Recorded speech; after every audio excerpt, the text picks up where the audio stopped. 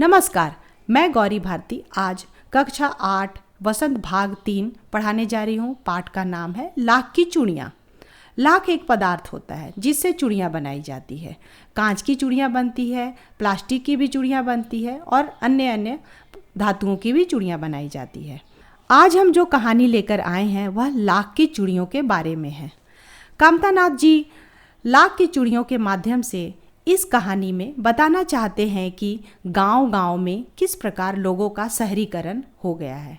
ऐसे नए नए उद्योग हो गए हैं। पहले जो हाथ से चीज़ें बनाई जाती थी अब वह धीरे धीरे बनना बंद हो गया है या तो बहुत ही कम हो गया है। हाथ से बनाने वाले मजदूर बेरोजगार हो गए हैं, उनकी आर्थिक स्थिति खराब हो गई है।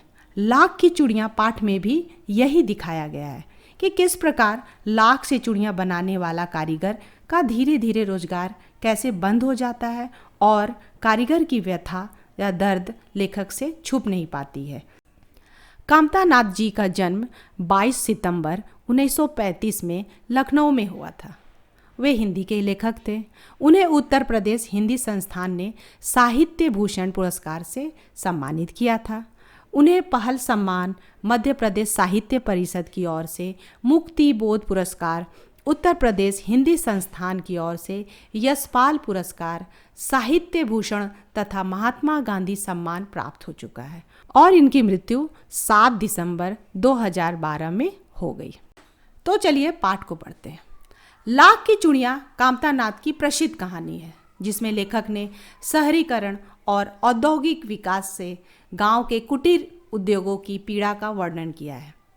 लेखक बचपन में गर्मियों की छुट्टियों में अपने मामा के घर जाया करता था।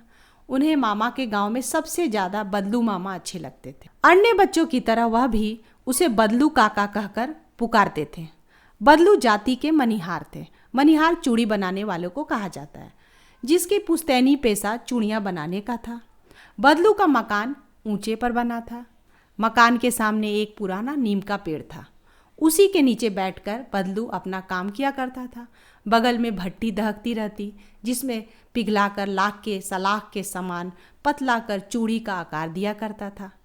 चूड़ी का आकार देखकर बेलनुमा मुंगेरियां पर रखकर गोल और चिकना बनाता और उन्हें रंग चढ़ाकर बेचा करता। बदलू एक ऊंचे मचिए पर बैठकर अपना काम किया करता था। दोपहर में लेखा का समय बदलू के पास ही बीता करता। बदलू बहुत सुंदर चूड़ियाँ बनाया करता था।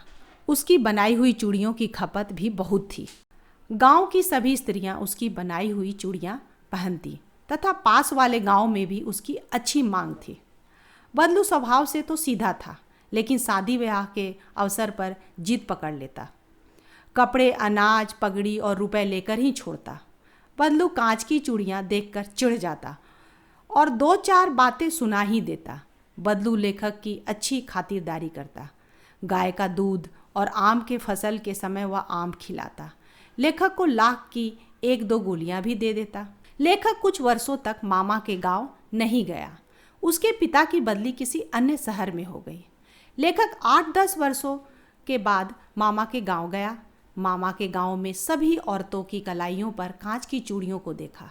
एक दिन बरसात में मामा की लड़की फिसलकर गिर गई, जिससे कांच की चूड़ी कलाई में घुस गई।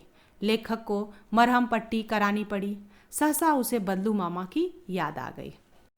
बदलू मामा के घर जाने पर वह लेखक को पहचान नहीं पाया। बदलू ने अपना काम बंद कर दिया है। गांव में कांच की चूड़ियाँ का प्रचार हो चुका है। बदलू को खांसी की शिकायत थी। मशीनीकरण के युग में कारीगरों के रोजगार छिन गए हैं। बदलू लेखक की आव भगत करना नहीं भूलता। वह उसे आम खिलाता है, लेकिन महंगाई के मार के कारण उसे गाय बेचनी पड़ी है। बदलू नए युग में भी हार नहीं मानी है। उसका व्यक्तित्व कांच की चूड़ियाँ जैसा न थी कि आसानी से टूट जाए। तो आशा करती हूँ कि आपको पाठ समझ में आ गई होगी।